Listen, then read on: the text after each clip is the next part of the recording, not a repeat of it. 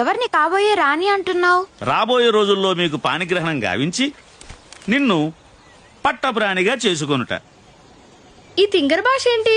తింగర భాష మీకు అర్థం కాలేదా? పాణిగ్రహణం అంటే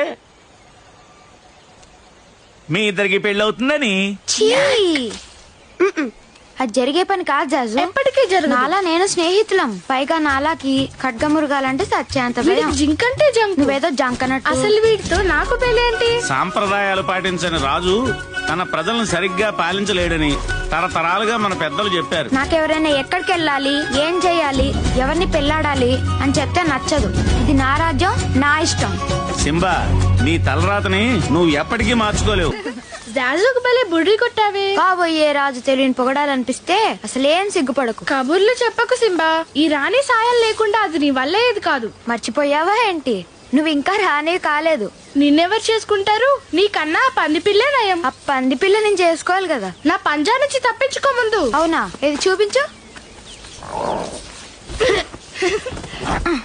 పడేసా. ఓడిపోయానని ఒప్పుకో. ఒప్పుకోను.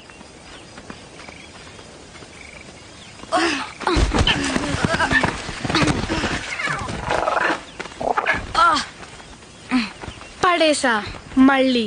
నాలా ఆగు. అక్కడ చూడు. నీ మాయమాటలు నేను నమ్మను. అక్కడ